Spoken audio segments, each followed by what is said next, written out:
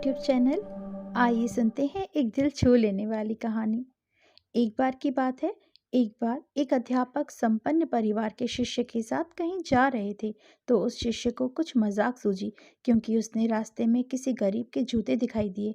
उसने अध्यापक से कहा, गुरुजी, अगर हम इन जूतों को छुपा दें तो कितना मजा आएगा। देखते हैं मजदूर पर इसका क्या असर पड़ता है।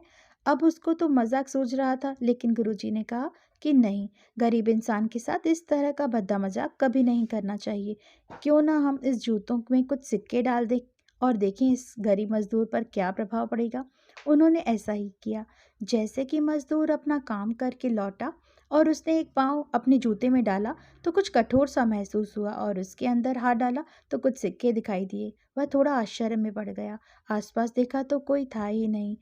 वापस उसने दूसरे जूते में पैर डाला, वापस उसमें कुछ सिक्के दिखाई दिए। अब दोनों जूतों के सिक्कों को उसने अपने हाथों में रखा और प्रभु की तरफ इशारा किया है। प्रभु, पता नहीं किस भले मानुष ने यह सिक्के मेरे जूतों में छुपाए हैं, लेकिन जिसने भी छुपाए हैं उसको मेरी दुआएं हैं, ताकि इन पैसों से मैं अपने बच्चों और पत्नी के लिए कुछ खाना और दवाइयाँ ला सकूंगा। और इतना ही बोलकर वह चला गया। इस बात को शिष्य और अध्यापक दोनों सुन रहे थे। अब अध्यापक ने शिष्य से पूछा कि अब तुम मुझे बताओ कि कैसा महसूस हुआ, तुम्हारी पहली वाली मजाक या मेरा यह तरीका।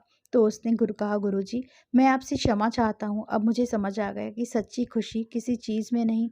हम किसी का मजाक उड़ाते हैं तो हमें कुछ पल का आनंद तो मिलता है, लेकिन हमें बद्दुआ मिलती है। लेकिन अगर हम किसी की मुश्किल परिस्थितियों में मदद करते हैं, जिसकी भी हमने मदद की है उसको भी नहीं पता कि हमने उसकी मदद की है, लेकिन अंदर ही अंदर हमें पता है कि हमें उस इंसान की मदद की है। सच्ची खुशी यही होती है, दूसरों को खुशी देना से ही खुशी मिलती है। इसी तरह खुशियाँ बांटते रहिए, लोगों की मदद करते रहिए और दान करते रहिए। जिसके भी आप काबिल हों, जितना भी आपसे बन पड़े, दान करें, लेकिन दान ज़रूर करें। इसका मतलब यह नहीं कि आपको अनिवार्य रूप से इतने रुपए दान करने हैं, क्योंकि हर इंसान की ज़रूरत अलग-अलग होती है। अगर आप किसी को पैसा का दान नहीं कर सकते, तो कम से कम चीज़ों का दान तो कर ही सकते हैं।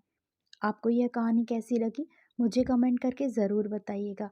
ऐसी ही और कहानियाँ सुनने के लिए मेरे चैनल को सब्सक्राइब ज़रूर कीजिएगा।